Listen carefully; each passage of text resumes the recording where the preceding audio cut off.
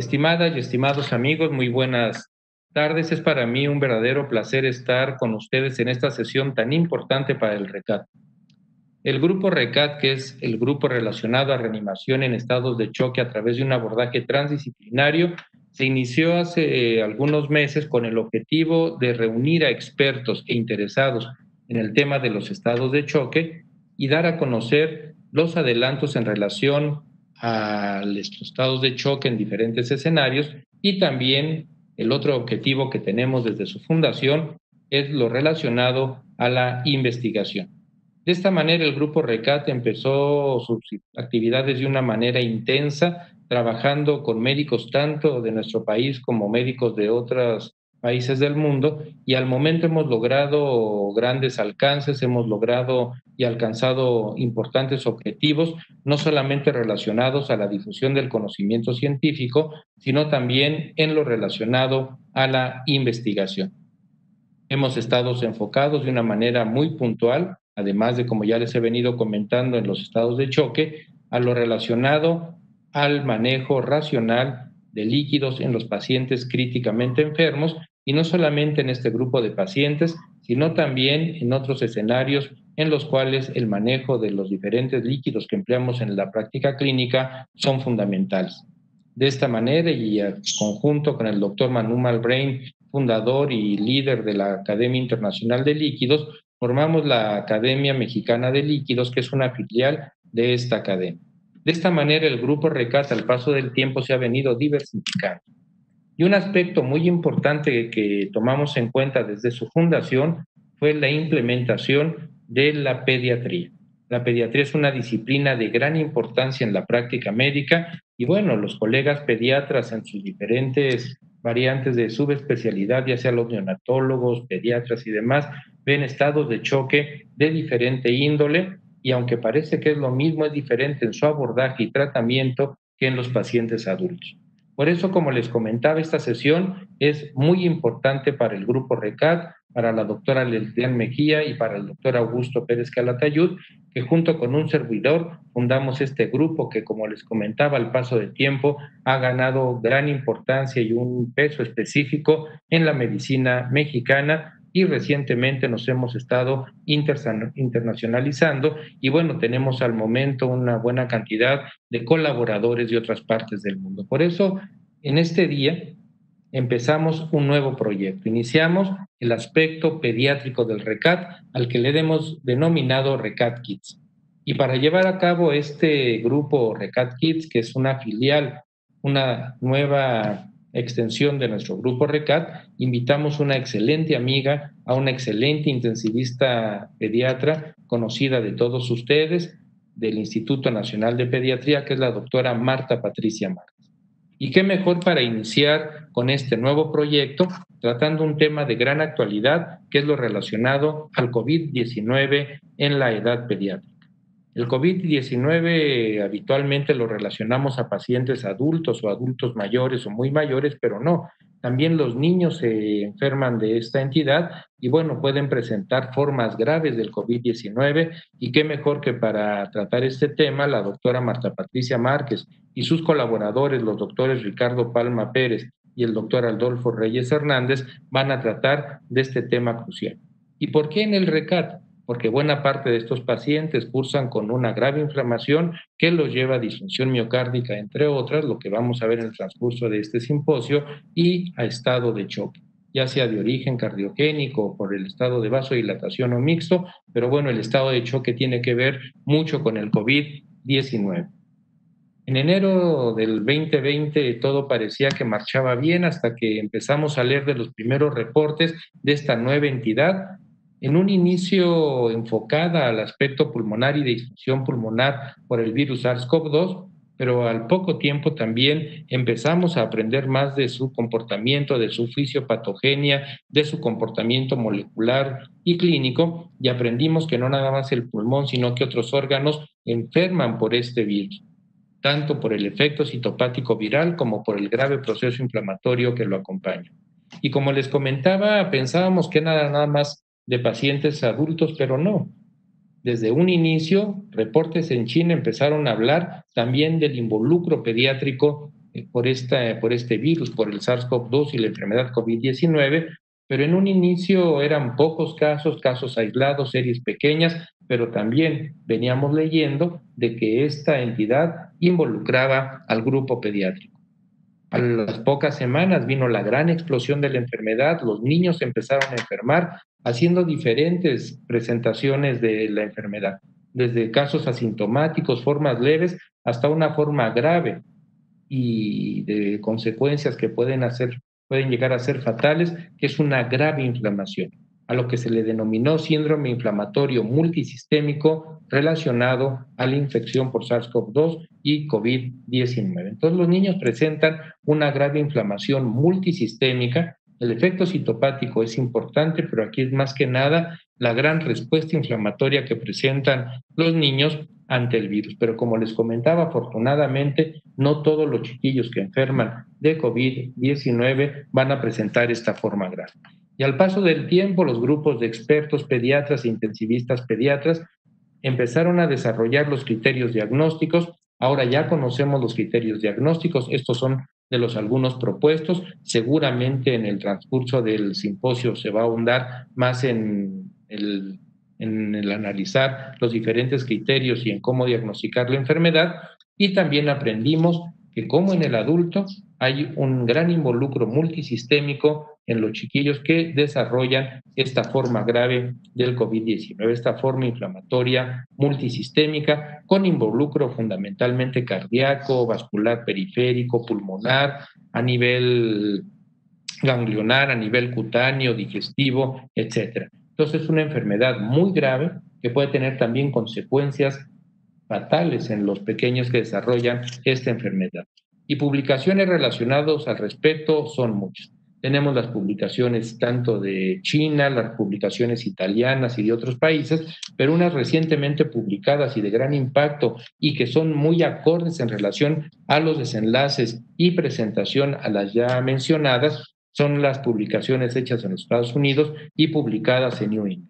Como pueden ver aquí en la lámina, al paso del tiempo, el número de pacientes pediátricos que han desarrollado la enfermedad se ha venido incrementando. En el Papa de Estados Unidos tenemos el involucro y la prevalencia de la enfermedad acorde a diferentes estados. El estado de Nueva York es uno de los más afectados, como es de su conocimiento, y también hemos venido conociendo tanto el impacto cardiovascular, que es muy importante con el desarrollo de una entidad semejante al Kawasaki, y vean ustedes la elevada incidencia de complicaciones cardiovasculares en esta población, en el desarrollo de esta inflamación multisistémica. Entonces conocemos, como pueden ver, bien el comportamiento clínico de la entidad, pero también conocemos ya de manera más precisa al paso del tiempo y conforme las publicaciones van apareciendo y en la clínica se van diagnosticando y atendiendo estos pacientes, el involucro multisistémico,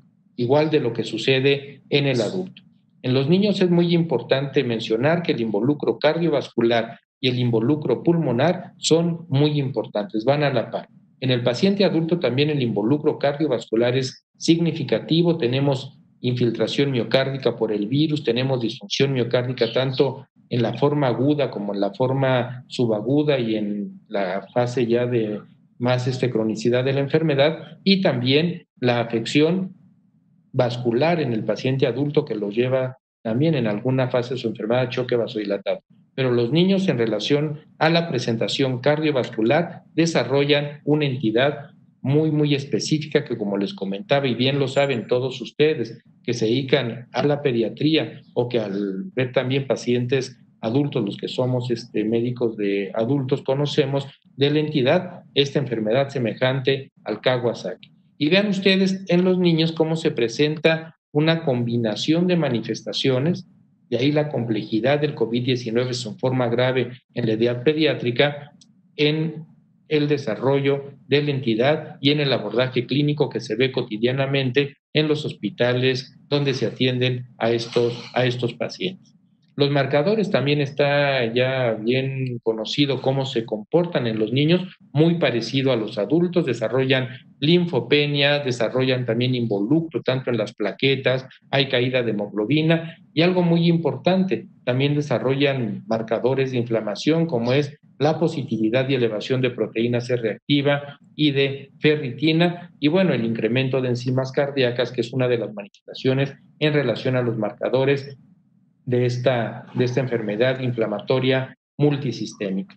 Y en específico en el estado de Nueva York, que es donde se han presentado un gran número de casos en los Estados Unidos de América, vemos también cómo se viene comportando de una manera compleja y con involucro multisistémico, multiorgánico, esta enfermedad, como lo pueden ver en esta lámina, y acorde al grupo etario, puede modificarse un poco la manifestación, pero fundamentalmente el involucro a nivel miocárdico, el involucro pulmonar o las manifestaciones dermatológicas o mucocutáneas, que es muy específico en los niños en relación a su prevalencia, a diferencia del adulto que presenta menos manifestaciones a nivel mucocutánea, es importante y bueno, conocemos bien su desempeño y conocemos bien a través de, como les comentaba, las publicaciones, la diferente forma de presentación acorde al grupo etario. También los colegas italianos han publicado el comportamiento de los niños que están afectados por esta enfermedad inflamatoria multisistémica secundaria SARS-CoV-2 con un comportamiento muy semejante a lo que se viene publicando en los Estados Unidos de América. Y algo que es muy importante y muy seguramente se va a tratar con excelencia en este simposio es la afección miocárdica, con esta enfermedad semejante al Kawasaki, de la que debemos de tener mucho cuidado en su diagnóstico y sobre todo en el abordaje y tratamiento. Ya se conoce bien el comportamiento de esta enfermedad semejante al Kawasaki, lo que mantiene manifestaciones comunes, tanto esta forma de involucro miocárdico con el Kawasaki original y bueno, el involucro de las arterias coronarias en esta grave inflamación, en esta tormenta de citocinas y disfunción endotelial que es condicionada por la infección por virus SARS-CoV-2. De ahí algunas de las modalidades terapéuticas que se emplean en los pacientes pediátricos que desarrollan esta entidad, como son las inmunoglobulinas intravenosas o los antiinflamatorios, específicamente los esteroides. Recientemente están apareciendo más publicaciones que hacen revisiones sistemáticas muy puntuales en relación al comportamiento de la enfermedad COVID-19 en los niños con este involucro multisistémico y también aparecen una gran cantidad de guías de práctica en relación al tratamiento, al diagnóstico, el abordaje de apoyo vital cardíaco avanzado en este grupo etario. Entonces, el conocimiento que estamos teniendo en la edad pediátrica al igual que en los adultos de la infección por el virus SARS-CoV-2, cada vez es mayor y esto nos está ayudando a armar el rompecabezas y tener un mejor abordaje, un mejor tratamiento y desenlaces satisfactorios tanto en los niños como en los adultos.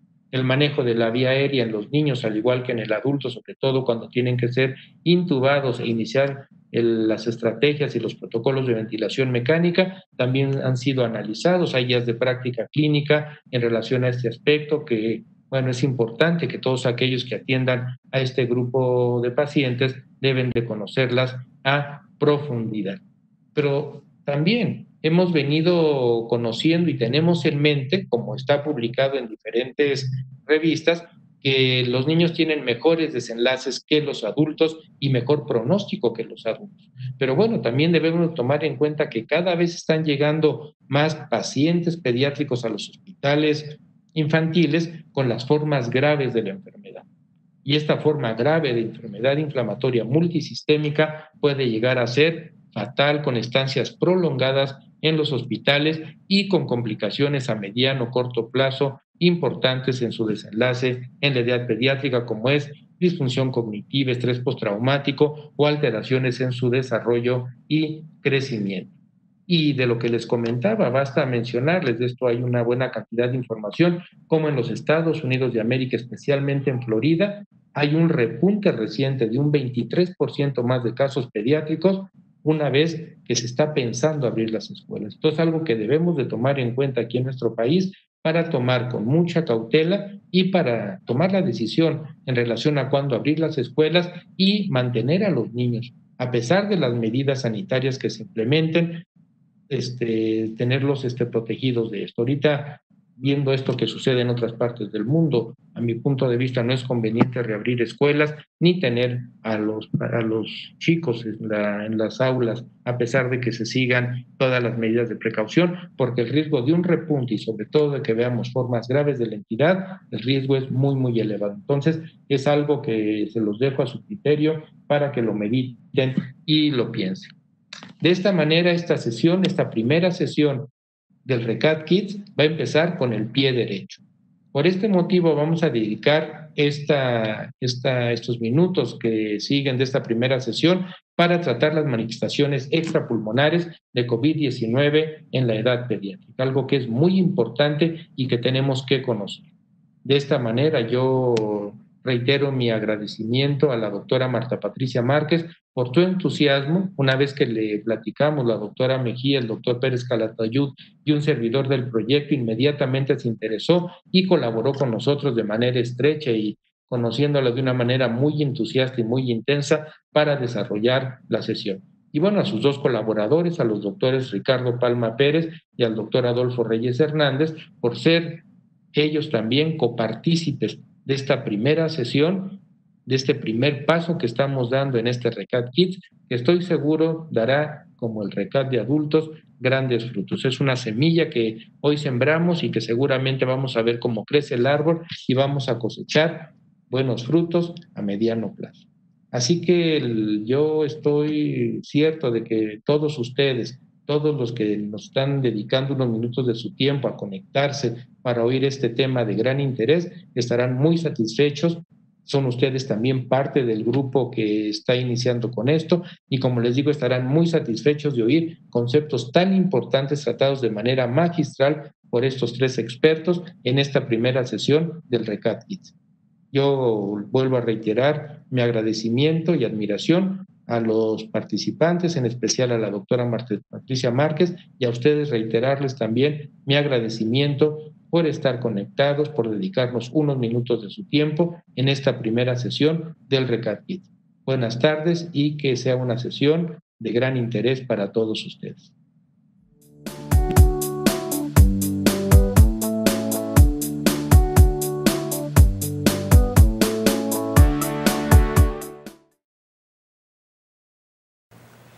Buenas tardes.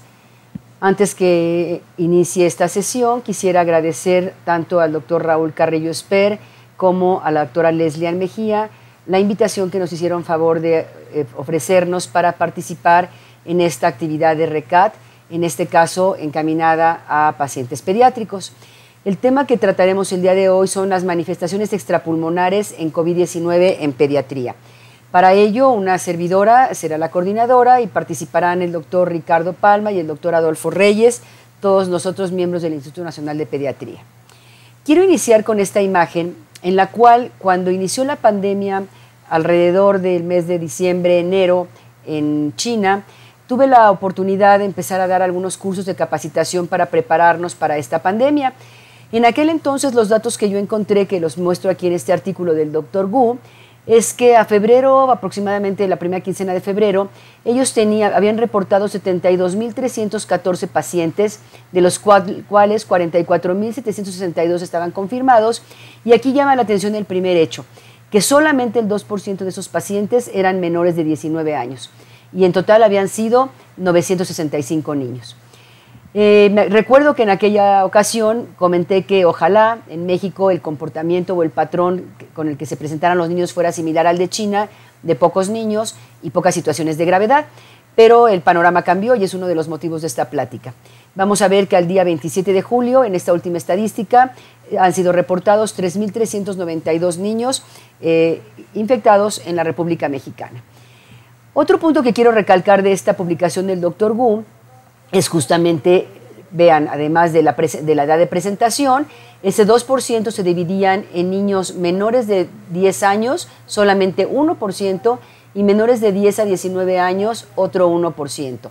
Y en relación a los casos fatales, podemos ver que estaban prácticamente todos enfocados en pacientes arriba de 70, 80 años. En esta publicación del Dr. Q, lo que quiero es recalcar las manifestaciones clínicas que solían tener los niños en China.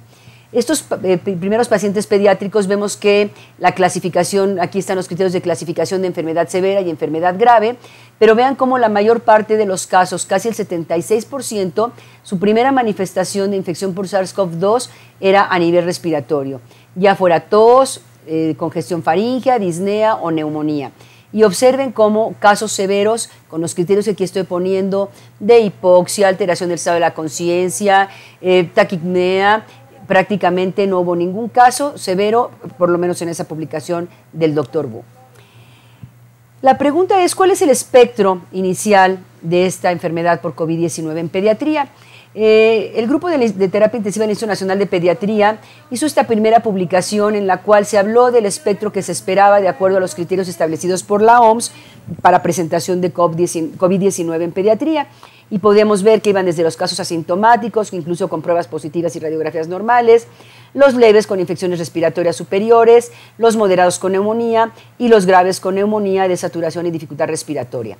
Pero de esta idea que teníamos inicialmente, que iba a ser el espectro de presentación clínica en los niños mexicanos, desde hace unos meses empezamos a ver que hubo una variación. Empezaron no nada más a circunscribirse los casos a estos criterios de leve, moderado y severo con foco prácticamente a nivel pulmonar, sino a extenderse la enfermedad a focos fuera del pulmón, como puede ser el caso del síndrome inflamatorio multisistémico pediátrico, o incluso la presentación que estamos viendo en las últimas semanas de enfermedad de Kawasaki temporalmente asociada a COVID-19 y que son motivo de esta presentación. Entonces podemos empezar diciendo que inicialmente SARS-CoV-2 se presentó en China como una enfermedad pulmonar, básicamente manifestada como neumonía o síndrome de dificultad respiratoria aguda.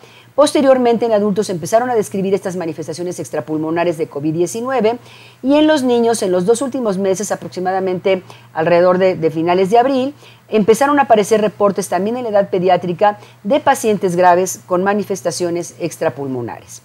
Por tal motivo y con esta situación de prefacio que les mencioné anteriormente, los objetivos que tendremos a continuación serán describir las manifestaciones extrapulmonares en pacientes pediátricos, discutir los mecanismos fisiológicos o fisiopatológicos, por lo menos hasta el momento involucrados, con algunas hipótesis al respecto, discutir 2 casos de pacientes graves que tuvimos en el Instituto Nacional de Pediatría con síntomas de manifestación inicial no respiratorios, y conocer el impacto de estas variedades clínicas en el terreno pediátrico. Es importante para entender estas manifestaciones extrapulmonares recordar algunos puntos de la estructura del SARS-CoV-2. Como ustedes saben, es un beta coronavirus que está rodeado por estas espículas en su membrana, que incluso le dan el motivo del nombre de coronavirus. Y lo importante en estas espículas es que van a ser el factor de inicio o la vía de entrada del mecanismo del virus para entrar a la célula. Y si vemos en esta otra fotografía, esas espículas van a estar formadas por proteínas, de las cuales hay 2 de ellas, la S y la M, y la S es una de las que están participando principalmente en el mecanismo de entrada del SARS-CoV-2 a la célula. El mecanismo de entrada va a ser a través de receptores, entonces vamos a ver cómo el SARS-CoV-2 a través de estas espículas se va a unir al receptor, básicamente al ACE2, y de esa manera, ayudado por la proteasa serina conocida como TMPRSS2, entonces van a introducirse a la célula para empezar a desencadenar una serie de mecanismos que justificarán las manifestaciones y el daño que cause el virus en las células blanco. Entonces, esa membrana del coronavirus tiene espículas de composición proteica que facilitan la entrada del virus. Hay una subunidad que se va a acoplar con ACE2, que es el receptor de entrada, facilitado esto por la serina proteasa. Entonces, ¿cuáles son las manifestaciones extrapulmonares que estamos observando y que son motivo de esta plática? No solamente circunscritas al problema pulmonar, como se caracterizó sobre todo en pacientes adultos, sino que hoy en día están viendo tanto en adultos como niños alteraciones o debutando los pacientes con problemas neurológicos, renales, hepáticos, gastrointestinales muy importantes en la edad pediátrica, tromboembolismos, problemas cardíacos, endocrinológicos o incluso dermatológicos. Evidencias de esta extensión o de esta diseminación del virus a otros órganos las podemos evidenciar aquí, por ejemplo, en algunas publicaciones de los pocos estudios histopatológicos que existen, como este publicado por Tabasi, en el cual en estas microfotografías podemos observar cómo se localizó en miocardio al coronavirus. Aquí pueden ver incluso, miren, muy clara la estructura. Entonces hay esta localización en tejido miocárdico. Lo mismo hay publicaciones de evidencia del SARS-CoV-2 a nivel de esófago, estómago, duodeno, recto, lo mismo extrapolado hígado, vaso y riñón principalmente. Sin embargo, todavía hay varias dudas que dilucidar en cuanto a las manifestaciones extrapulmonares, empezando por ver si estos cuadros que estamos viendo en pediatría corresponden a una replicación viral extrapulmonar o incluso a secuela ya inmunopatológica posterior a la infección de este virus. ¿Cuáles son los mecanismos que están involucrados en la fisiopatología del daño multiorgánico secundario a la infección por SARS-CoV-2? Básicamente, una vez que entra este virus por el mecanismo que ya describimos posteriormente, se han descrito 4 mecanismos de daño para la célula blanco como efecto de la acción del virus. Es el efecto citotóxico directo, la disregulación del sistema renina-angiotensina-aldosterona, el daño directo a nivel de la célula endotelial y la generación de tromboinflamación, y por último, y de manera muy importante para lo que vamos a hablar hoy en pediatría, la desregulación del sistema inmunológico. Cada una de estas va a tener unas características particulares. La principal manifestación ha sido a nivel respiratorio por una razón muy simple. Es que el SARS-CoV-2 tiene un trofismo directo al tracto respiratorio con una alta expresión del receptor ACE2 para la entrada del mismo a las células, inicialmente a la vía aérea superior, pero en etapas tardías incluso replicación viral en la vía aérea inferior. Entonces, el daño tisular directo inicialmente a nivel de vía aérea es por el trofismo propio del virus. Ese trofismo, una vez que el virus entró, va a ocasionar daño a nivel pulmonar, actuando vía la lesión del neumocito tipo 2, así como también del endotelio, con la activación de macrófagos y neutrófilos, la producción de sustancias proinflamatorias principalmente, como son las interleucinas o los factores de necrosis tumoral, y finalmente conduciendo a una alteración en la permeabilidad vascular y esta liberación de citocinas de la sangre, así como las células inmunológicas a nivel alveolar, darán como consecuencia la fibrinolisis debida o que se relaciona con la severidad del proceso inflamatorio. El segundo mecanismo es la desregulación del sistema renina-angiotensina. Este sistema renina-angiotensina actúa de manera muy relacionada con el receptor ACE2, de tal forma que cuando este sistema renina-angiotensina se desregula, lo que se va a producir al entrar el virus es un daño pulmonar, remodelación incluso de la fibra cardíaca, eventos de vasoconstricción e incremento en la permeabilidad vascular. El tercer mecanismo, también muy importante, es la infección directamente, la lesión del endotelio secundaria a esta infección, que se ha dado en llamar incluso endoteleitis. Y aquí podemos ver en esta microfotografía electrónica cómo hay evidencia de este daño a nivel del endotelio y la inflamación que existe en el mismo. Una vez que se daña el endotelio y hay activación de estas sustancias proinflamatorias, principalmente interleucina 6, se desencadena esa trombosis inflamatoria característica de la enfermedad. Este daño endotelial lo podemos resumir de la siguiente forma. Se ha demostrado, porque en endotelio tanto arterial como venoso de diversos órganos, se ha demostrado la expresión del receptor ACE2. En estudios histopatológicos se han encontrado, como ya les mencioné en la imagen anterior, partículas de RNA en las células endoteliales tanto de riñón como pulmón, y como evidencias del daño endotelial podemos encontrar la elevación del factor von Willebrand, así como también la endolialitis, en la cual va a haber activación de neutrófagos, macrófagos y todo esto a nivel de diferentes lechos vasculares. Por lo tanto, el virus lo que ocasionará es producción de trombina, inhibición de la fibrinolisis con tromboinflamación, que este sería el paso inicial, depósito de microtrombos y finalmente disfunción vascular. El último mecanismo propuesto para el daño de este virus, y es de suma importancia hablar de él, es la desregulación de la respuesta inmune, porque incluso muchas de las opciones o de las propuestas terapéuticas han ido dirigidas a este rubro.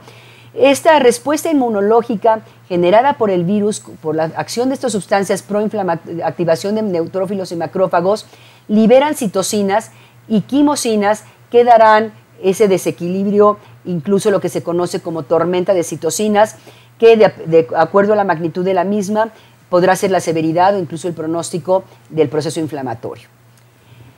Sin embargo, hay pocos casos clínicos, sobre todo en pediatría, reportados de estas nuevas manifestaciones extrapulmonares. Y estas surgieron no en la experiencia de China, sino meses después con los casos que se presentaron inicialmente en Europa y posteriormente en Estados Unidos. Esta es una secuencia cronológica de la enfermedad.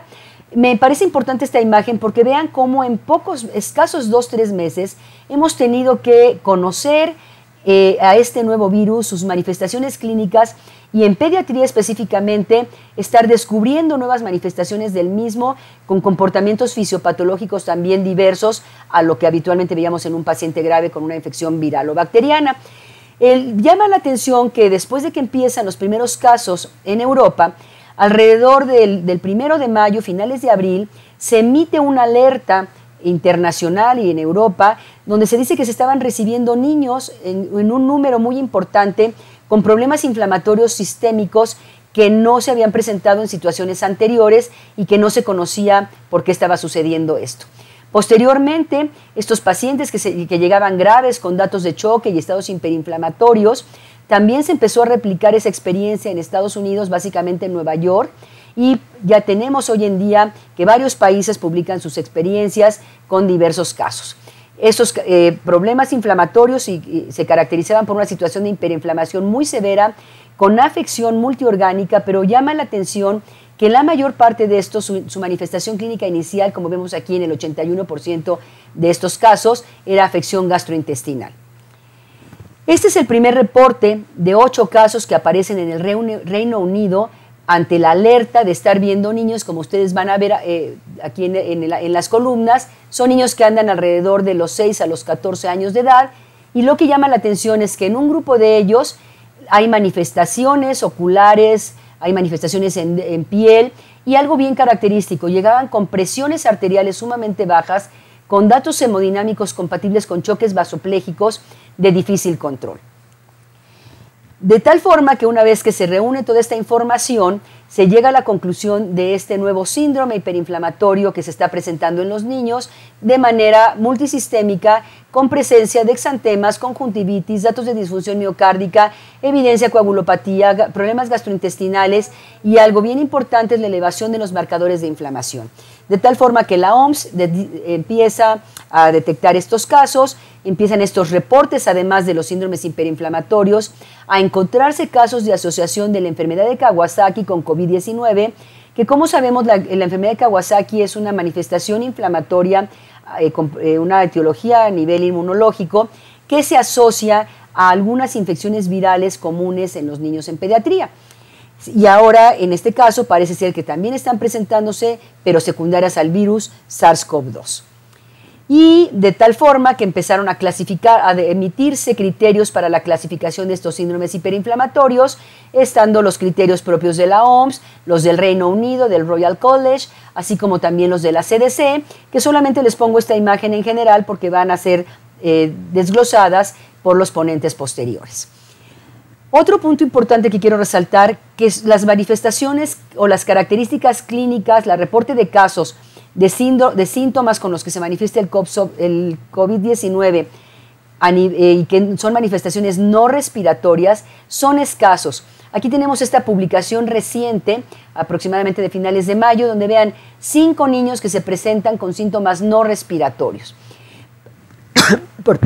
Por tal motivo, nosotros presentaremos y justificamos esta ponencia para presentarles la experiencia del Instituto Nacional de Pediatría con 2 de los varios casos que hemos tenido de niños con COVID-19, pero que se presentaron con síntomas no respiratorios y algo muy importante, tenemos un grupo de niños que eran previamente sanos y que fueron hospitalizados en la unidad de terapia intensiva COVID del Instituto Nacional de Pediatría. Con esto entonces vamos a dar paso a la presentación del primer caso clínico que corresponde al doctor Ricardo Palma. Él nos va a hablar de esos primeros casos que tuvimos de síndromes inflamatorios asociados a manifestaciones clínicas o compatibles con síndrome de Kawasaki. Muchas gracias.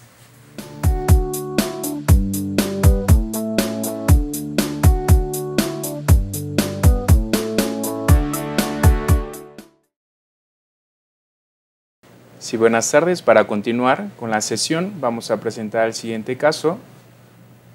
Presentamos el caso de un femenino de 5 años de edad, eutrófica, el motivo de ingreso, fiebre persistente y dolor abdominal.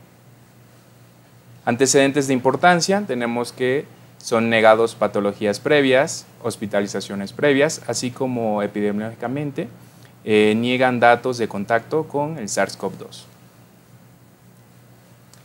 Aquí el cuadro clínico del paciente femenino inicia su primer día con cefalea, así como alzas térmicas cuantificadas entre 38 y 40 grados, por lo cual el familiar decide administración de antipirético, que fue paracetamol y naproxeno. Continuamos con los días de evolución. Refiere la madre que al tercer día observa que todavía la fiebre persistía, así como una aparición del exantema polimorfo en tórax y un eritema en palmas, por lo cual decide acudir a una valoración médica. Aquí el médico receta ceftriaxona y un antihistamínico con esteroide, loratadina con betametasona. Aquí hay que hacer muy hincapié que ante esta pandemia que estamos teniendo actualmente, debemos de primero tener un diagnóstico adecuado con el paciente para poder iniciar algún manejo antimicrobiano o algún tratamiento antihistamínico y sobre todo algún esteroide. El paciente continúa con alzas térmicas, pero el quinto día se agrega, aparte del exantema que ya tenía, se agrega un dolor persistente e incapacitante a nivel abdominal, por lo cual el familiar decide acudir a esta unidad para una valoración médica. Al ingreso, este paciente le encontramos con estos signos vitales: una temperatura de 38 grados, una frecuencia cardíaca en 144, por arriba de sus valores normales para la edad, una frecuencia respiratoria en 26, una tensión arterial sistémica normal para su edad y una saturación de oxígeno en 94% sin aporte de oxígeno. Nos llama la atención que a la exploración física observamos una conjuntivitis bilateral, una lesión a nivel de los labios, fisuras, observamos un eritema y un edema en manos, asimismo en pies, y la presencia de un eritema polimorfo tanto en tórax como en abdomen. Esto nos orienta a un diagnóstico que es la enfermedad de Kawasaki. Esta es una enfermedad que se ha asociado a infecciones virales con criterios de diagnóstico que presento en el siguiente cuadro, que vemos una fiebre de 5 días o más con 4 criterios clínicos, en el cual vemos que presentamos conjuntivitis, alteraciones en la piel, cambios en los labios o mucosas orales, cambios en las extremidades. Entonces podemos guiarnos en una enfermedad de Kawasaki. Continuamos con la valoración de este paciente. En la evolución hemodinámica encontramos que al pasar las horas presenta hipotensión, presiones arterial sistémica por debajo de la percentil 5, por lo que se decide una administración de cargas de cristaloides en 2 ocasiones, pero no presenta mejoría, por lo que hacemos un diagnóstico de choque refractario a volumen y se transfiere al área de terapia intensiva pediátrica. Ante la situación de esta pandemia y la relación a la enfermedad de Kawasaki, se solicita una valoración cardiológica, por lo que se realiza un ecocardiograma. Observamos en el video un ecocardiograma con una ventana apical de 4 cámaras. Observamos que no vemos derrame pericárdico y se valora lo que es la fracción de eyección del ventrículo izquierdo, reportándose en 52%. Asimismo, se solicitan parámetros bioquímicos, que es el péptido natriurético tipo B, con un reporte de 11.816, muy por encima de los valores normales. Con esto nos podemos guiar que el paciente estaba presentando alteraciones cardiológicas, una falla cardíaca, por lo que se decide un inicio inotrópico con adrenalina a 0.1 microgramos kilo minuto. Sin embargo, ante el escenario de la pandemia se ha visto reportes de que estos pacientes cumplen o aparecen con criterios de vasoplegia, ya que el paciente no mejora en su totalidad, por lo que se decide inicio de un vasopresor, norepinefrina a 0.1 microgramos kilo minuto. Con esto mejoramos las tensiones arteriales, teniéndola ya en parámetros normales. En la evaluación respiratoria, el paciente ya con alteraciones hemodinámicas comienza con un aumento en el patrón respiratorio, así como disminución en la saturación de oxígeno, menor de 94%, por lo que se decide un aporte de oxígeno con mascarilla reservorio a 10 litros por minuto. Se solicita una radiografía de tórax, donde observamos un aumento en el parénquima pulmonar, así como un infiltrado bilateral. Se realiza una tomografía computarizada de tórax, donde vemos aquí una imagen con un corte axial, donde vemos atelectasias basales bilateral posterior del lóbulo inferior. No encontramos datos de consolidación y tampoco datos como el signo de vidrio despulido, que se asocia mucho en adultos con SARS-CoV-2. En la evaluación gastrointestinal, vemos que el paciente todavía teníamos con dolor persistente, intenso e incapacitante, por lo cual se realizó una tomografía abdominal simple. Observamos aquí en esta imagen un corte axial donde observamos múltiples ganglios mesentéricos con tamaño mayor a 5 milímetros. Se da un reporte del apéndice que mide menos de 5 milímetros, por lo cual descartamos alguna complicación apendicular, sin anormalidades, sin criterios quirúrgicos. En la evaluación dermatológica, como anteriormente mencionamos, encontramos a la exploración con el paciente una inyección conjuntival, vemos en la imagen, también cambios en la mucosa bucal, así como lesiones palmoplantar que observamos y un exantema polimorfo. Entonces, en el análisis diagnóstico, aquí presentamos uno de los criterios que presenta lo que es la CDC para un caso de síndrome inflamatorio multisistémico en niños. Pero nos hace un comentario, ya que puede cumplir con criterios completos o parciales para una enfermedad de Kawasaki, con lo que el paciente nos está cursando. Vemos que los criterios que nos menciona la CDC es en pacientes que tengan o individuos menores de 21 años con fiebre mayor de 24 horas y evidencia de inflamación en los laboratorios, así como afectación orgánica más de 2 órganos y una prueba positiva para SARS-CoV-2. Vemos y recapitulamos con el paciente, vemos que tenemos 5 años, es menor de 21, tenemos alzas térmicas persistentes, alteraciones cardiológicas, abdominales o gastrointestinales, así como dermatológico, una alteración respiratoria. Se descarta que haya falla renal y hepática. Bioquímicamente encontramos que este paciente tenemos alteraciones en los laboratorios para los procesos inflamatorios.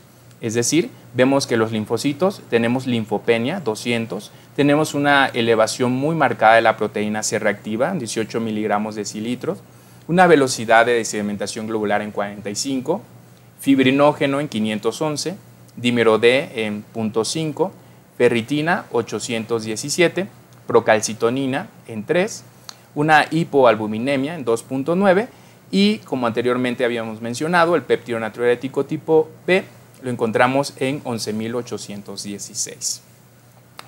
Sin embargo, la prueba de PCR para SARS-CoV-2 nos lo reporta negativo. Así como la CDC, que publica los criterios de diagnóstico para un síndrome inflamatorio multisistémico pediátrico, de igual manera el Royal College nos hace criterios que son muy similares al CDC, ya que nos presenta que es en un estado de pediatría, una fiebre persistente, datos de inflamación bioquímico, así como descartando otros tipos de enfermedades infecciosas. Sin embargo, nos comenta que la PCR para SARS-CoV-2 puede ser positiva o negativa. Así concluimos de que el diagnóstico en este paciente estamos ante un caso de un síndrome inflamatorio multisistémico que cumple criterios completos para la enfermedad de Kawasaki. Tratamiento. El tratamiento inmunomodulador con inestabilidad hemodinámica. Es importante hacer hincapié, ya que en este paciente que está presentando la enfermedad de Kawasaki se presenta con inestabilidad hemodinámica. Con esto, nosotros tomamos la decisión, como se han propuesto en artículos y en series de casos, vemos de que se han aplicado un pulso de metilprednisolona a dosis de 30 miligramos kilodosis, siguiendo con la aplicación de gamma globulina humana a 2 gramos kilodosis, dejando de mantenimiento metilprednisolona a 2 miligramos kilodía y anticoagulación de manera profiláctica con enoxaparina a 1 miligramo kilodosis. Resumiendo toda la evolución clínica del ingreso al egreso de este paciente, vemos en el primer día en esta gráfica que tenemos todos los laboratorios para inflamación en su pico, muy altos a sus parámetros normales, con un predominio de la linfopenia. Ese día decidimos colocarle lo que es el pulso de metilprednisolona y la aplicación de gamma globulina humana, dejando tratamiento de mantenimiento. Con esto vemos que al segundo día comienza a disminuir los parámetros de inflamación, la proteína C reactiva, la ferritina, el dímero D, la procalcitonina y el fibrinógeno, y viendo cómo los linfocitos comienzan a aumentarse. Al tercer día, ya de estancia hospitalaria, ya vemos una mejoría significativa en el aspecto de la inflamación. La proteína C reactiva ya casi va hacia lo normal, la ferritina igual, el dímero D de la misma manera y la procalcitonina. Y los linfocitos comienzan a tener ya rangos normales. El paciente cursó con una evolución clínica satisfactoria, teniendo solamente 7 días de estancia hospitalaria y se egresó a su hogar.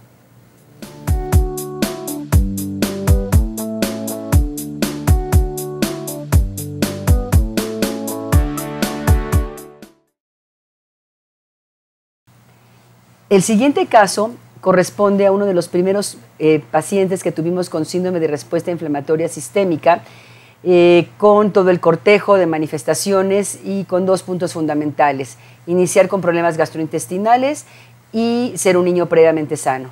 Para tal fin hemos invitado al doctor Adolfo Reyes, quien nos hará la presentación de este caso.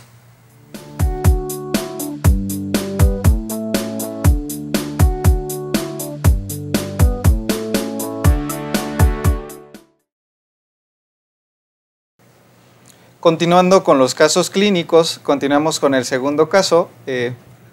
Básicamente voy a presentarles a un paciente masculino, 5 años de edad.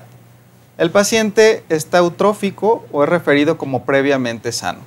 De igual forma, como el caso clínico previo, el motivo de ingreso pues es datos de abdomen agudo o síndrome de abdomen agudo. Como preámbulo vamos a ver algunos antecedentes del paciente. Antecedentes epidemiológicos.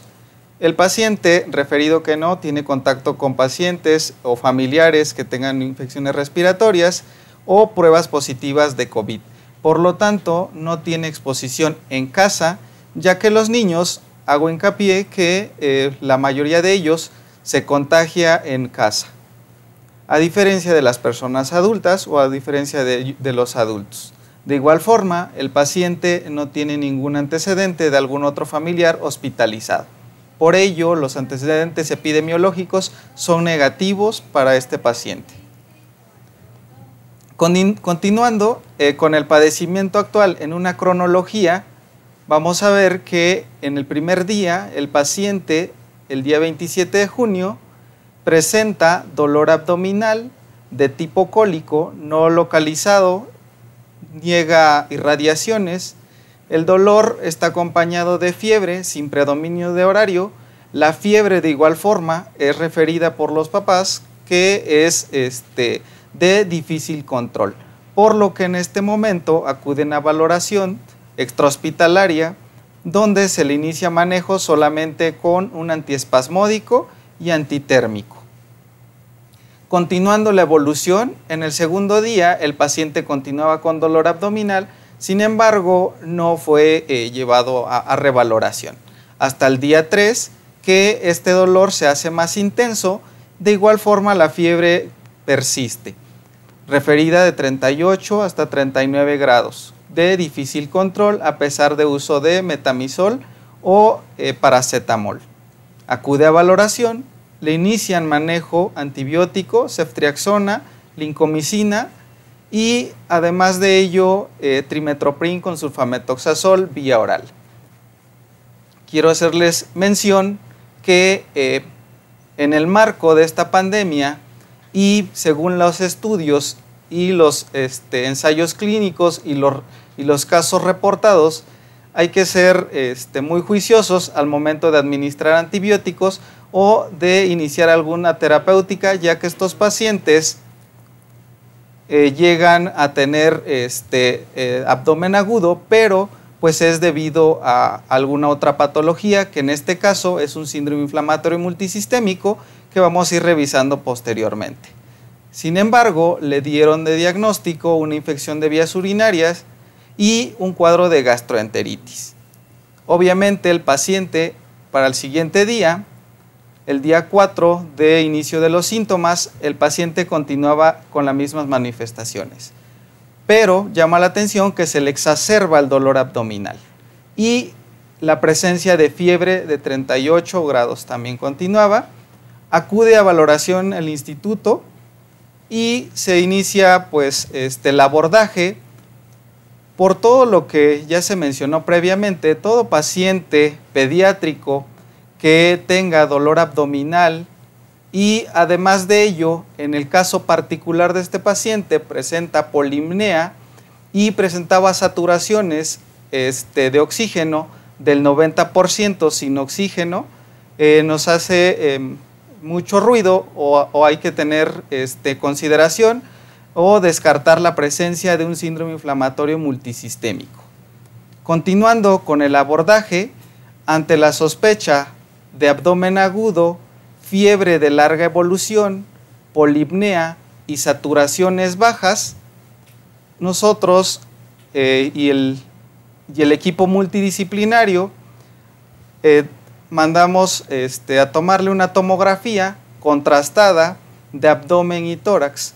La abdominal obviamente para descartar un cuadro apendicular, pero como un hallazgo incidental encontramos que el páncreas está dilatado o está incrementado de tamaño. De igual forma, notamos más de 3 ganglios linfáticos mayores a 0.5, por lo que nos sugiere otra presencia no de un cuadro apendicular. De igual forma, observamos el apéndice en este corte, solamente apreciamos el hígado y lo que es el páncreas, pero se descarta el cuadro apendicular. Entonces, continuando con esa misma tomografía, a nivel de tórax, encontramos que este paciente tiene atelectasias, principalmente en las bases del lado del pulmón derecho, así como engrosamientos septales y bronquiales que nos sugieren, o básicamente no nos está hablando de un SDRA primario, que es característico de infección por SARS-CoV-2 en el paciente adulto. Entonces, continuando, nosotros hacemos el constructo para el diagnóstico de este paciente de acuerdo a los criterios de la CDC, enmarcando principalmente la edad, 5 años, el paciente tiene 5 años. La fiebre ya lleva 5 días de evolución. Datos de disfunción orgánica múltiple, posteriormente les voy a mostrar los órganos o sistemas que estaban fallando en este paciente. De igual forma, ante la sospecha de infección por COVID-19, se le solicita una prueba de PCR, la cual resulta positiva. Todo esto según la CDC, que tiene que ser positiva. Pero, obviamente, según los otros colegios, por ejemplo el Royal College, que puede ser positiva o negativa. Continuando con el abordaje y el constructo de las fallas orgánicas de este paciente, vemos que el paciente tiene falla cardíaca porque tiene una fracción de eyección del 45% y además de ello tiene datos de disfunción ventricular izquierda. Asimismo, a su ingreso el paciente presenta polipnea y saturaciones menores de 90 o menores a 90%, pero con posterior necesidad de ventilación mecánica por el estado de choque. Dolor abdominal. Notamos que de igual forma la creatinina aumenta y la tasa de uresis o la uresis baja a 0.5 mililitros por kilo por hora en 24 horas. De igual forma, a nivel hepático, notamos que hay un incremento de bilirrubinas a 4 miligramos. Y la prueba que se realizó a su ingreso de COVID salió positiva. Podemos ver también que además de ello, de estos órganos, entonces nosotros ya hacemos un constructo de una disfunción orgánica múltiple. Entonces, paciente masculino, 5 años, prueba positiva y más de 2 órganos afectados, hacemos el diagnóstico de un síndrome inflamatorio multisistémico o un PIMS también mencionado. Notamos, además de ello, que estos pacientes tienen una respuesta inflamatoria muy severa, ya que encontramos reactantes de fase aguda elevados, por ejemplo la procalcitonina, que la encontramos en 41, la PCR en 25 y la ferritina en 610, que estos rangos son elevados. Lo que nos llama la atención, y según las revisiones y los casos reportados, la mayoría de estos pacientes presentan linfopenia. Efectivamente, el paciente presentaba linfopenia, 600 linfos totales. Otro de los puntos importantes en las alteraciones hematológicas es que empiezan con elevación de dímero D y aumento del fibrinógeno. Por lo tanto, estos pacientes tienen riesgo a hacer trombosis, por lo que posteriormente les mencionaré el manejo de heparinas que utilizamos según la experiencia aquí en el Instituto Nacional de Pediatría. Continuando con el abordaje y con el tratamiento que se le brindó al paciente, aquí les muestro un ecocardiograma, el cual se tomó a su ingreso. Notamos que esta es una ventana de 2 cámaras donde hacemos medición de la fracción de eyección. De igual forma notamos la disfunción ventricular izquierda leve, que es característico leve a moderado de estos pacientes con síndrome inflamatorio multisistémico. Continuando con este abordaje, a todo paciente que ingresa con sospecha o con diagnóstico de síndrome inflamatorio multisistémico, hay que tomarle enzimas cardíacas. ¿Para qué? Para identificar un proceso inflamatorio a nivel miocárdico o de igual forma de daño. Entonces, a este paciente le tomamos troponinas y aquí les hago la comparación con la fracción de eyección y el nivel de troponinas.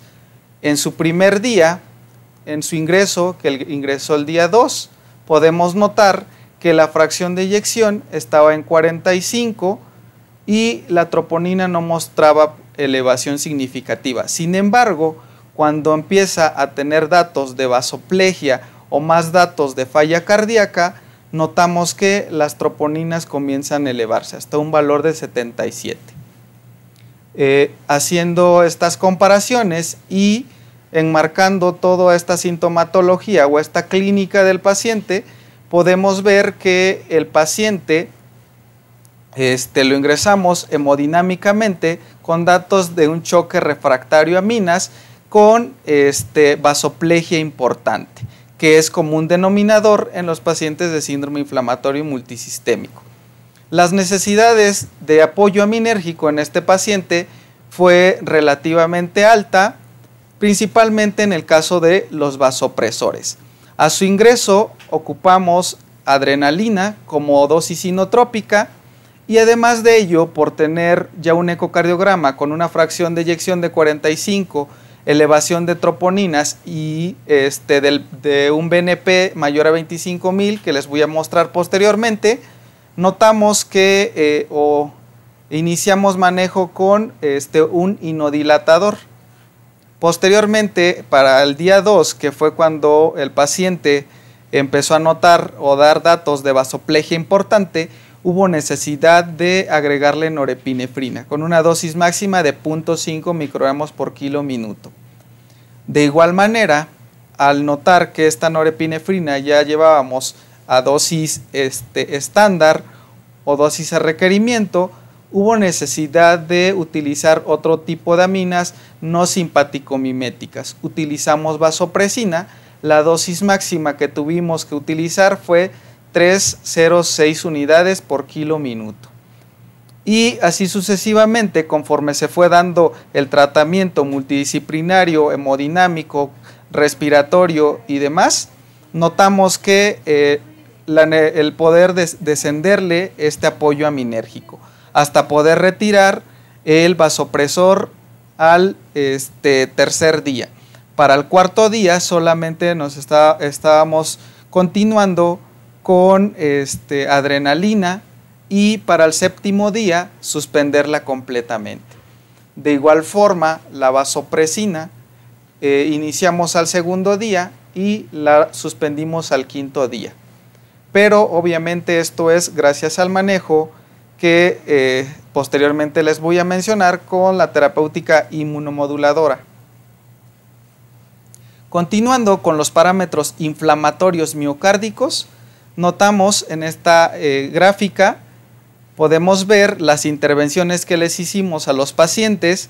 Inicialmente utilizamos metilprednisolona ya que el paciente en pulso, ya que el paciente estaba hemodinámicamente inestable y además de ello el paciente ya mostraba datos de sobrecarga hídrica, por lo que la gamaglobulina no fue nuestra primera opción en ese momento.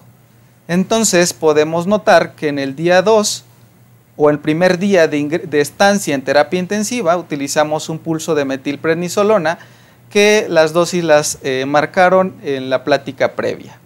Y para el segundo día utilizamos gamaglobulina, pero lo que llama la atención es cómo muestra un descenso significativo del BNP, que estaba en 25,000, que es el rango detectable, empieza a descender a 12,000, 7,000, y podemos notar que aquí hicimos otra intervención, otra dosis de metilprednisolona.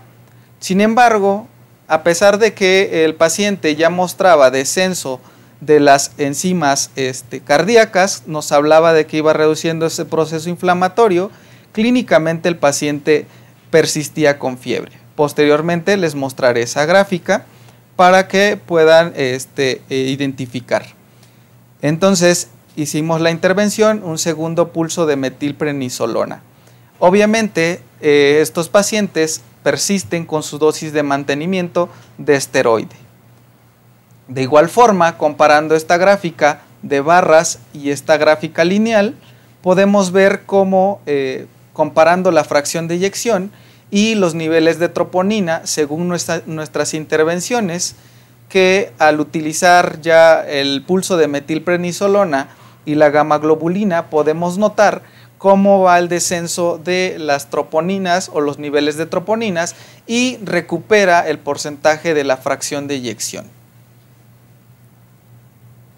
Como les comentaba previamente, el paciente a su ingreso ya mostraba un índice de sobrecarga en 24 horas del 11%, por lo que nosotros optamos por una terapia de sustitución renal lenta continua porque integramos el diagnóstico de una lesión renal aguda y además de ello para el manejo hídrico del paciente, porque también nos estaba manifestando datos de falla cardíaca con fracción de eyección de 45%. Entonces, las barras son los días que tuvimos terapia de sustitución renal. En realidad solo se tuvo 3 días de terapia de sustitución renal. Podemos notar que la gráfica lineal es el índice de sobrecarga y la gráfica de barras es la terapia de sustitución renal. Al primer día que iniciamos la terapéutica, podemos ver que el índice de sobrecarga comienza a reducir y de igual manera comienza a reducir la necesidad de inotrópico y vasopresor. Al hacer esta acción, nosotros reducimos la mortalidad de este paciente, ya que pues mayor al 10% se incrementa un poco más la mortalidad.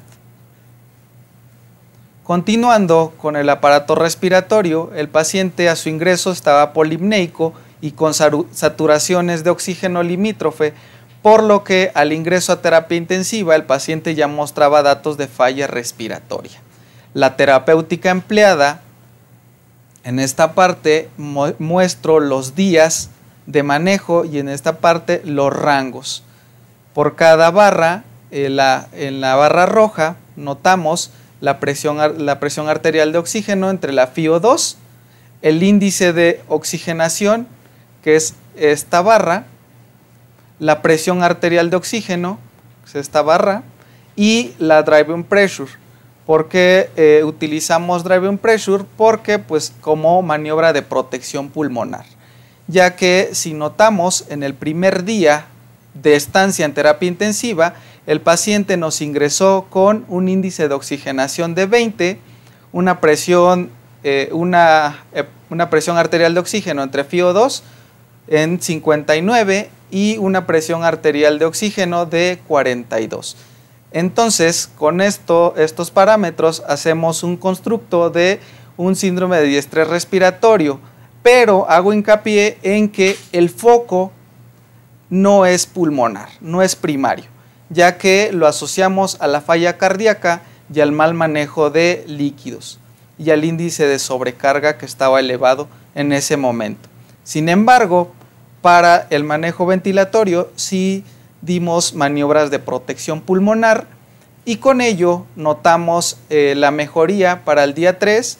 El índice de oxigenación comienza a descender a 16, la presión arterial de oxígeno comienza a mejorar y la presión arterial de oxígeno entre la FiO2 comienza de igual forma a mejorar. Hasta el cuarto día que notamos que el índice de oxigenación ya lo tiene en 8, la presión arterial de oxígeno entre FiO2 está en 188 y la presión arterial de oxígeno en 65. Podemos ver la progresión de un SDRA secundario que iniciamos en severo, así sucesivamente hasta descender a leve y hasta su progresión adecuada. Haciendo o hilvanando las gráficas previas, la evolución radiológica de este paciente. A su ingreso notamos que la silueta cardíaca está aumentada, igual corrobora con los datos de falla cardíaca, borramiento de los ángulos costofrénicos y costodiafragmáticos y un patrón intersticial que nos habla igual o nos sugiere sobrecarga hídrica. Entonces, aquí se empezó la terapéutica hemodinámica ventilatoria y podemos ver cómo la evolución va siendo favorable en este paciente. Hasta después de 8 días de tratamiento, notamos que ya hay mejoría en los ángulos costodiafragmáticos y costofrénicos. Podemos notar de igual forma que a este paciente lo logramos o se evolucionó favorablemente y se logró extubar. Bueno, como parte de las alteraciones hematológicas tenemos las alteraciones de coagulación. Como les comentaba previamente, estos pacientes tienden a ser, son procoagulantes, a diferencia de los pacientes con choque séptico común que habitualmente tienden a ser una fase hemorrágica. Ellos, a diferencia en los infectados por SARS-CoV-2, tienden a ser trombosis, por lo que a su ingreso le tomamos niveles de dímero D y encontramos en 2.1. Esta elevación mayor a 0.5 obviamente ya empieza a aumentar la mortalidad, por lo que empezamos terapéutica a dosis profiláctica con una heparina de bajo peso molecular. La dosis de igual forma se mencionó previamente, pero es a 1 miligramo por kilo por dosis. Entonces, al iniciar la terapéutica, notamos pues unos incrementos y descensos de lo mismo, del dímero D, hasta tener un nivel de 0.6 o 1. Y bueno, para vigilancia de los niveles o la terapéutica que estamos utilizando y de igual forma corroborar la resistencia a las heparinas, tomamos factor anti-10A. Las tomamos inicialmente el día 4, lo teníamos en rangos a 0.4, posteriormente para las 72 horas posteriores incrementa a 0.61, teniendo en cuenta que los rangos son 0.3 a 0.6 unidades por mililitro. Hacemos un ajuste a la dosis y logramos tener los niveles de factor anti-10A dentro de rangos profilácticos. Otra parte importante es la parte inflamatoria. Como ya les comentaba, su nombre lo dice, es un síndrome inflamatorio multisistémico, por lo que hay elevación de reactantes de fase aguda. Esto es muy significativo porque notamos cómo va en incremento los reactantes, en este caso la procalcitonina y la proteína C reactiva. Para el día 3 hay un incremento importante de 99 niveles de procalcitonina y 20 de proteína C reactiva, que están elevadas. La primera intervención fue el primer pulso de metilprednisolona, la segunda intervención fue la dosis de gamma globulina, y con ello notamos el descenso importante de estos reactantes de fase aguda. Entonces, todo paciente con sospecha o diagnóstico tenemos que seguirlo con reactantes de fase aguda para normar igual la terapéutica. Lo que yo les comentaba previamente era que este paciente, si bien hay reducción de sus reactantes de fase aguda, en el día 5 hacemos otra intervención, otro pulso de metilprednisolona. ¿Por qué lo hicimos? Porque el paciente en el día 5 llegó a presentar más de 16 horas de alzas térmicas de 38 con niveles de forma continua. Entonces, inferimos que este paciente seguía con inflamación multisistémica. Y llama la atención que al iniciar el segundo bolo de metilprednisolona, en la gráfica de barras les especifico la temperatura. Entonces notamos cómo es el descenso importante de la curva térmica. De tener 40 grados, comienza a bajar a 39, 38, 37, 36 y así se mantiene. Obviamente, para nosotros tener el diagnóstico conciso, tenemos que descartarle cualquier otro proceso infeccioso agregado, tomando hemocultivos, los cuales habían salido negativos hasta el momento o no tenía como algún otro foco infeccioso. Entonces, otro marcador importante es la ferritina, que nos ayuda también igual a el control o a la evolución de estos pacientes, ya que si notamos, siempre el pico máximo corresponde al de la ferritina con sus niveles altos, al de la procalcitonina, y la intervención que hacemos notamos el descenso de estos niveles. Otro punto importante es que este paciente tuvo lesión o datos de falla hepática por aumento de las bilirrubinas mayor a 4 miligramos. Dentro de todo el tratamiento, igual aumento de las transaminasas, pero al momento de instaurar el tratamiento y la evolución pues igual es favorable y hay reducción de las bilirrubinas y de las transaminasas, enzimas hepáticas. Con esto concluimos el caso clínico haciendo hincapié en que el dolor abdominal lo tenemos que considerar o tener un abordaje muy importante en este caso.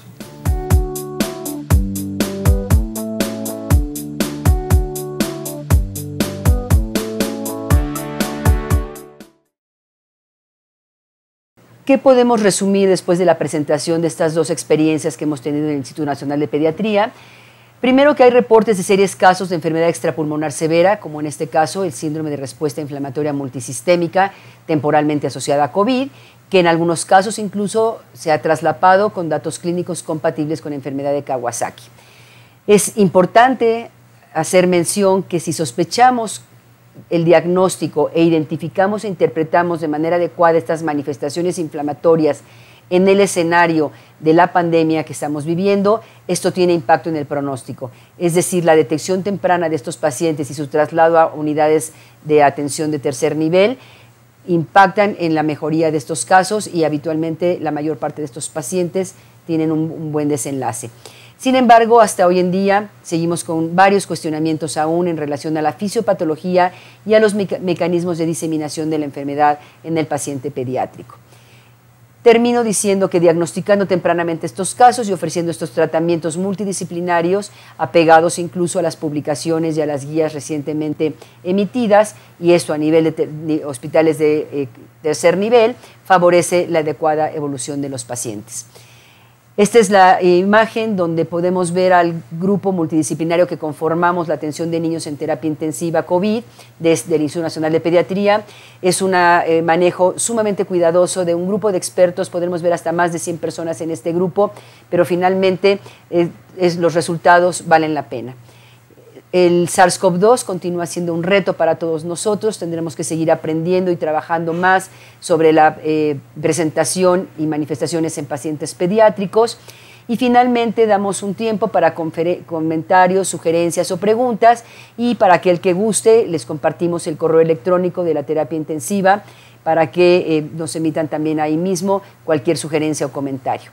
Agradezco mucho la atención de ustedes y estamos abiertos para los comentarios. Muchas gracias.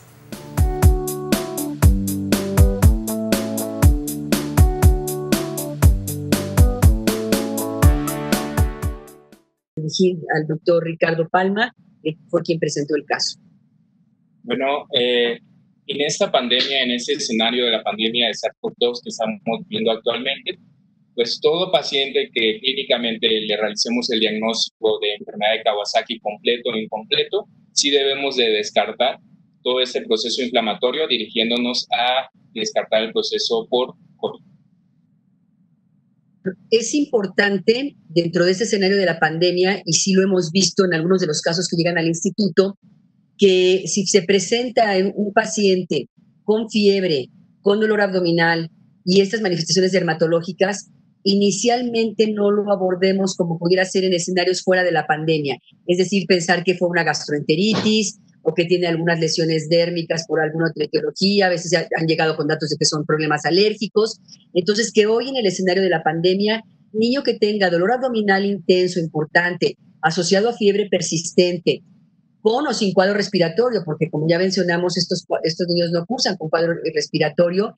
Entonces, fiebre persistente, elevada, dolor abdominal, diarrea, no manejar como en épocas en las cuales no había COVID, sino que sospechar que esta puede ser una situación de gravedad y mandarlo a un centro donde puedan ser evaluados de manera adecuada y darles el manejo y el tratamiento que requieran de acuerdo al estado de gravedad que estén manifestando. Tengo otra pregunta aquí. En relación a las manifestaciones neurológicas que pudiera presentar un niño con COVID, en relación a la experiencia que tenemos de los casos que hemos recibido en el Instituto Nacional de Pediatría, esta pregunta la voy a remitir al doctor Adolfo Reyes. Hola, respecto a las manifestaciones neurológicas podemos encontrar síntomas como tal, como son cefalea, alteraciones del estado de alerta y que como tal manifestaciones de una patología. Por orden de frecuencia podemos encontrar encefalitis o incluso se ha asociado síndrome de Guillain-Barré, asociada a infección por SARS-CoV-2.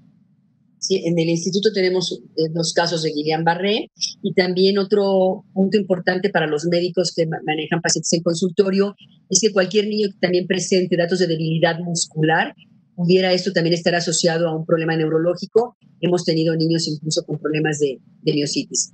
Entonces, lo importante, como han visto en la presentación, es que si se detectan tempranamente, no se dan manejos con antibióticos ni con otros medicamentos y se refieren a centros de atención especializados, el pronóstico es muy bueno para estos chicos. Pero si se retrasa el diagnóstico, si no se sospecha y se dan manejos con diversos tipos de medicamentos, esto pudiera empeorar la evolución clínica. Hay otra pregunta en relación a la dosis de enoxaparina profiláctica que estamos dando. La voy a dar esa pregunta al doctor Adolfo Reyes. La dosis que estamos administrando en estos pacientes es de 1 miligramo por kilogramo día como dosis profiláctica. Obviamente siempre hay que estar monitorizando a estos pacientes con niveles de factor antibiótico, el cual tenemos que mantenerlos entre un margen de 0.3 hasta 0.6 unidades por mililitro para poder tener una adecuada monitorización de estos pacientes, ya que también hay referencias en la población china, que fueron los que empezaron estos estudios, que hay resistencias a algunas heparinas. Es importante también aquí recalcar, como lo vieron en las últimas imágenes que mostré, que estos manejos son multidisciplinarios. Con un grupo de expertos no es que una sola persona dé todo este tipo de tratamientos de inmunomodulación, de anticoagulación, de antibióticos, sino que el manejo integral de estos niños consensuado con todo este grupo de expertos justamente es lo que hace el éxito. En el caso del Instituto Nacional de Pediatría, toda esta parte del problema de la anticoagulación, tenemos el gran apoyo del Servicio de Hematología, Inmunología con el manejo de inmunomodulación, esteroides, gamma globulina y en algunos casos incluso el uso de bloqueadores contra interleucina 6. Entonces es recomendación muy importante para mí el decirles que esto se tiene que manejar por un grupo de expertos y no por una sola persona.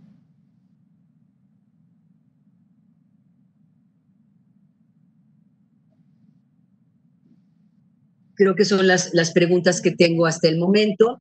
Quisiera yo entonces agradecer la atención de todos ustedes. Finalmente se dejó un correo electrónico en una de las imágenes que pasamos. Para cualquier comentario o sugerencia serán bienvenidos. Muchas gracias.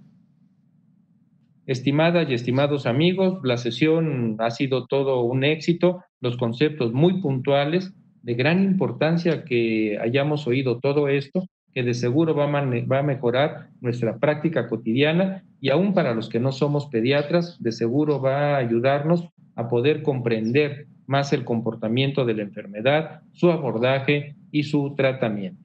Para finalizar, agradezco a todos los que estuvieron conectados con nosotros y también reitero mi agradecimiento a la doctora Marta Patricia Márquez, al doctor Ricardo Palma, al doctor Adolfo Reyes y a todo el grupo RECAT.